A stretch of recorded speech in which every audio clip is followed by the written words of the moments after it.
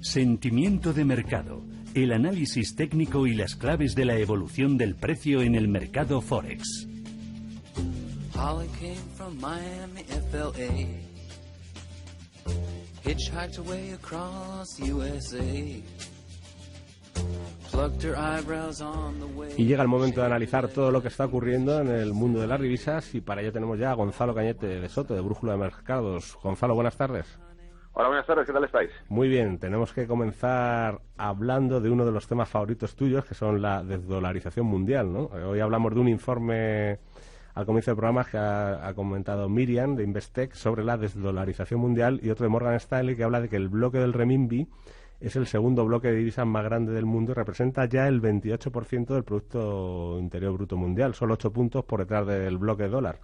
A todo esto hay que sumar una noticia conocida la semana pasada de que la Asociación de Naciones del Sudeste Asiático está considerando agregar el yuan y el yen a su acuerdo multilateral de canje de moneda a medida que buscan aliviar la dependencia del dólar, ¿no? ¿Se está acelerando este proceso de desdolarización mundial o es un espejismo? Sí, yo creo que duda cabe, ¿no? Estamos viendo cómo el mundo va cambiando de forma, de estructura, y esa estructura nueva no depende o no necesita para evolucionar el dólar.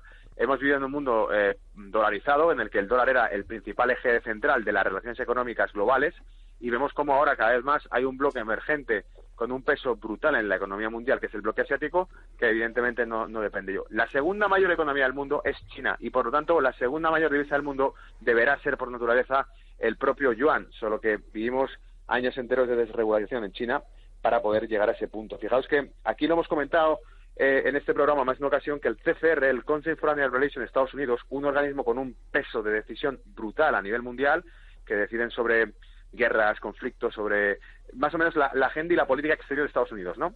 El CFR, en un informe que hizo en 2016, dijo que el yuan nunca alcanzaría ni siquiera la segunda posición de Europa, tardaría años y años, y estamos viendo que en este caso pues incluso lo sobrepasa. Pero yendo a cosas más concretas, es de sentido común que eso ocurra, porque el proyecto chino del Road Belt Initiative, al que hablamos en más de una ocasión aquí, el BRI por las siglas en inglés, ese proyecto de libre comercio que alcanza desde Asia hasta Europa y llega a África, y que engloba a más de 65 países como objetivo, que movería más del 30% del PIB mundial, lo mueve principalmente la economía cuyo moneda es el yuan. Por lo tanto, evidentemente el yuan va a ir infiltrándose poco a poco, como por otro lado el Consejo de Seguridad de Estados Unidos ya advirtió de ello, que la infiltración económica de China en Occidente es inminente. El modelo económico chino va a entrar en Europa de forma inminente, no solamente por ese tipo de acuerdo, que por cierto, hace pocas semanas que comentábamos, la firma de Italia de un acuerdo de comercio con China. Por lo tanto, el renminbi ha llegado para quedarse, el yuan ha entrado para acá, y ya tenemos sistemas alternativos, que ese es el punto clave.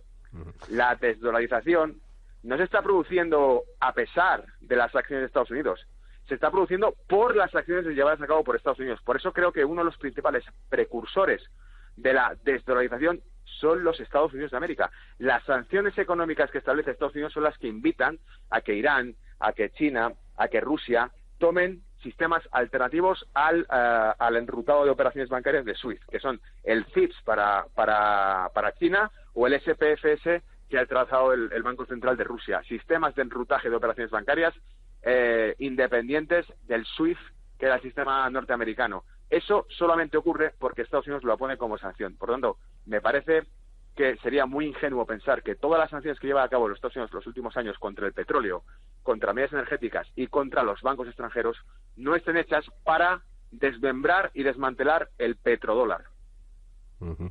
Y entonces es la excusa perfecta, ¿no?, que le pone para estos países Estados Unidos. Claro, ¿no? les está marcando el camino. La coartada. Les está marcando el camino por donde tienen que tirar. Les está diciendo qué tienen que hacer. Se lo está dando masticado. Les está diciendo bloqueo el acceso en enrutaje bancario para que Rusia tenga que crear un sistema alternativo a SWIFT. Lo hago también para China y crea un sistema alternativo. Se lo hago también a Venezuela o a Irán, y el crudo, el petróleo, el petrodólar, tendrá que salir por una válvula de escape, que es sistemas alternativos al SWIFT y al dólar. Gonzalo, ¿qué tal? Muy buenas tardes. Hola, Miriam. Tenemos que volver a hablar de la lira turca, si te parece, que tal como nos ha contado Manuel antes, vive unos días bastante convulsos. Los inversores no se creen las cifras de reservas de divisas extranjeras de Turquía y se sospecha que ha estado inflando el tamaño de las reservas mediante operaciones de préstamos para simular que hay más reservas de divisas extranjeras en el país de las que realmente hay. Y por si fuese poco, el Banco Central se ha sacado de la manga un swap para intercambiar liras por oro. Cuéntanos un poco, ¿cuál es el problema que está tratando de esconder Turquía? ¿Su insolvencia como Estado? ¿Cuál es el fair play de la lira turca, a tu juicio, frente al dólar?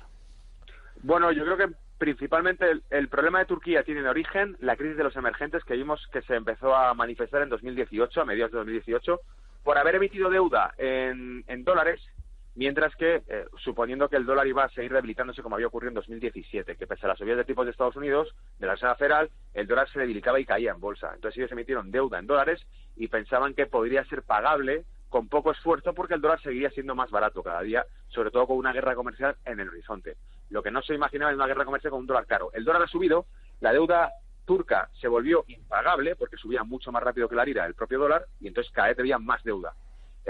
Argentina pasó por lo mismo, pero Argentina fue rescatada por el FMI. La postura que tomó Turquía, por recapitular para los que nos escuchen, entiendan bien el contexto de hoy, la postura que tomó Turquía fue contraria a la de Argentina. Argentina dijo que haría lo que fuese necesario, lo que le pidiese el FMI, pero Turquía se rebeló. Turquía rechazó ayuda financiera del FMI y Erdogan, el primer ministro de Turquía, invitó a los turcos a que se deshiciesen de los dólares. Lo hizo públicamente, dijo que había que apoyar a la lira turca y deshacerse de los dólares. Actualmente, ¿en qué estamos viendo? Que la volatilidad no es tan mala como la de hace un año, pero vuelve otra vez contra la lira turca porque el dólar sigue estando fuerte. El dólar supera el 50% del rango que formaba en el TX y en el futuro dólar, y habiendo superado ese 50% vemos que el eurodólar, por ejemplo, se debilita contra él. La pregunta clave aquí para entender cuál es el futuro de Turquía, yo creo que es primero la exposición que comercialmente tiene su balanza comercial con el resto de países, que en este caso es preocupante contra el dólar porque el dólar es la moneda mundial. Pero, por ejemplo, comercialmente hablando, casi el 30% del comercio de Turquía se dirige a Europa.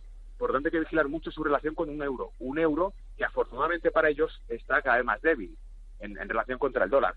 Pero, por otro lado, también su déficit comercial se ha visto drásticamente reducido, más de un 50% durante el último año, precisamente por la caída de la lira turca. Entonces, yo creo que en este caso juega un arma de doble filo el Banco Central de Turquía. Le perjudica, por la falta de credibilidad que tiene, le perjudica la caída en la lira turca, pero está aprovechando, por otro lado, y está incrementando muchísimo las exportaciones de Turquía. Así que aprovecha la caída de la moneda turca para poder vender cada vez más y, insisto, reducir su déficit comercial en más de un 50% en el último año. Lo que pasa es que la inflación sigue estando muy fuerte, pero es más floja que la del año pasado. Tenemos una inflación en torno al 19,5%, y el año pasado, en octubre de 2018, estábamos en 25,24%. Y por último, porque las últimas declaraciones que ha hecho el Banco Central de Turquía han omitido esa muletilla tan utilizada por parte del presidente del Banco Central de Europa, Mario Draghi, o por parte de Powell, en este caso en Estados Unidos, la Reserva Federal. Siempre dicen el qué, que tomarán medidas adicionales si fuese necesario. Pues esto lo emitieron en el discurso del Banco Central de Turquía y solamente ese pequeño detalle ya empezaron a generar mucha especulación. Disparó el dólar sobre la lira, ¿no? Claro, entra miedo a la gente, claro. Turquía, que es uno de esos países que se podría decir que está en el bloque antidólar, ¿no? Digamos que se está formando ahí con Irán, con Rusia, con China, al 100%. ¿No? Y fíjate, Raúl, esto ocurre desde el golpe de Estado contra Turquía. ¿Os acordáis? Sí. Julio 2015. Desde que eso ocurrió, la postura de Turquía cambió radicalmente. En vez de estar apoyando las acciones militares de la Alianza Norteamericana en Siria, dejó de apoyarlas. Y recuerdo ese mismo año, 2016, a Erdogan hacer declaraciones en un discurso que hizo diciendo que estaban perdiendo la paciencia con sus aliados norteamericanos. Después de eso, la compra de misiles o de sistemas misilísticos a Rusia, siendo un país de la OTAN. O sea, Turquía está en estado de rebelión pura contra Estados Unidos ahora mismo. Y la cosa va de bloques, porque tenemos, lo que estamos viendo ahora en estos primeros meses de 2019 es que hay como un par de bloques, ¿no?, de bancos centrales, como yo los llamaría los nostálgicos, ¿no?, que echan de menos todo el tema de la expansión cuantitativa, ¿no?, y que quieren volver otra vez a la flexibilización monetaria y a las compras de activos, y otros que parece que se están resistiendo, ¿no?, que el señor Powell parece que se resiste, ¿no?, ahí. Y por ejemplo, hoy hemos tenido al Banco de la Reserva de Nueva Zelanda, que ha bajado tipos, y parece que se está habiendo, que tenemos como dos bloques, ¿no?, de bancos centrales, unos muy proactivos, muy pendientes de seguir las instrucciones del señor Trump, de volver a la expansión cuantitativa, y otros pues que se resisten, ¿no?, que creen que ahora mismo pues las tasas están en un interés neutral, ¿no? Y esto va a colación de todo lo que está pasando en Japón, que podríamos decir que es la avanzadilla de lo que es todo el paradigma de expansión cuantitativa, ¿no? Parece que los efectos secundarios de la iniciativa original que tomó Kuroda en su día, las compras masivas de activas, están acumulando muchos efectos secundarios. Los traders han lanzado un aviso sobre la baja liquidez en los bonos del gobierno japonés, que está provocando que los inversores saquen el dinero del país, mientras que los principales inversionistas institucionales, pues poco menos que se están viendo obligados a comprar activos de más riesgos, una medida que es motivo de preocupación regulatoria. Por un lado, el BOJ está emitiendo activos con la triple B de bono basura como colateral para dar crédito a los bancos, y el objetivo de inflación del 2% está cada vez más lejos. Se está limitando la recuperación económica de Japón por la falta de liquidez de sus bonos. ¿Hasta qué punto es razonable aumentar el riesgo admitiendo activos calificados con triple B para mejorar esta liquidez? Estamos volviendo un poco al origen de toda esta crisis, ¿no? Tú lo has dicho, justo eso. A mí todo lo que me estás contando me suena al origen de la crisis, porque precisamente la admisión de bonos, atento con lo que has dicho, que eso es gordo, la admisión de bonos triple B como colateral para la deuda que va emitiendo el Banco Central de Japón o el crédito que va emitiendo el Banco Central de Japón al resto de bancos en Japón, eso ya de por sí establece que de entrada nos suena a qué, a los CDO, a los CDOs, que eran los Credit Default Swaps, o los Collateral Debt Obligations, obligaciones colaterales de deuda. Eso es lo que emiten. Y cuando esas obligaciones colaterales de deuda, que son, en realidad, que son los avales para el crédito que emite el BOJ, claro, cuando esos avales son basura, es exactamente el problema que originó el 2008 el desplome de bancos enteros, porque se pasaban una patata caliente que no valía nada. Lo que pasa es que en este caso el que lo emite es un banco central, y en este caso, pues evidentemente lo que vemos es que viven esa especie de fantasía o de mundo multicolor de que no pasa nada mientras la música siga sonando y sigan imprimiendo billetes para siempre. O sea, es como no tiene por qué llegar la crisis mientras ellos sigan fabricando billetes para tapar agujeros en vez de reestructurar el sistema financiero como tal. Como detalle curioso, el bono a 10 años de Japón cotiza con una tasa negativa del menos 0,5%, es decir, siguen cobrando por dejarles dinero al Banco Central de Japón, mientras que tienes, por ejemplo, países como Estados Unidos, que es una economía que ahora mismo tiene buenos datos macro, que te paga el 2,52% de su bono a 10 años. Por lo tanto, evidentemente el inversor se baja a Estados Unidos, evidentemente. Claro, mientras no haya riesgo, va a estar prefiriendo estar en Estados Unidos que estar en Japón. Por lo tanto, no funciona como activo refugio el yen mientras eso ocurra. Pero hay una tendencia, ¿no?, a querer volver al origen de todo esto, ¿no?, a la expansión, ¿no? Ahí yo creo que el señor Powell está haciendo una labor de dique de contención, ¿no?, frente a Trump, de decir, bueno, vamos poco a poco, vamos a ver si la economía... Es que yo creo que todo esto terminará con que esto en algún momento tendrán que pararlo. Lo que pasa es que para hacerlo, y eso es lo que llamamos transición monetaria, en algún momento tendrán que cambiar el modelo. Pero fíjate cómo la propuesta que hizo un congresista republicano en Estados Unidos, la propuesta de ley HR 5404, establecía, ¿por qué no?, volver al patrón oro para devolverle el poder adquisitivo al dólar y para mantener o salvaguardar el poder adquisitivo y las condiciones de vida de la clase media norteamericana. Tipo, si seguimos así, los sueldos serán cada vez más bajos, iremos a una guerra continua de supercompetitividad con China, que no se puede ganar por esas vías. Por eso una de las medidas que puso Donald Trump en la zona de libre comercio entre Canadá y México era que los vehículos que se comercialicen libremente en esa zona tienen que estar, más de un 40% de su valor añadido tiene que estar producido en zonas económicas cuyo salario en la industria automovilística supere los $16 la hora. Ese tipo de medidas de regular los precios para evitar que un capitalismo tan agresivo por parte de China que acabe reduciendo las condiciones de vida de Europa y de Estados Unidos, como ya ocurre desde hace años. Pues muy bien, pues estaremos ahí pendientes de cómo acaba esa batalla entre el señor Trump y el señor Powell, a ver quién tiene razón al final y cómo se desarrolla toda esta segunda fase de la guerra comercial, y estaremos aquí el próximo miércoles para comentarlo contigo, Gonzalo.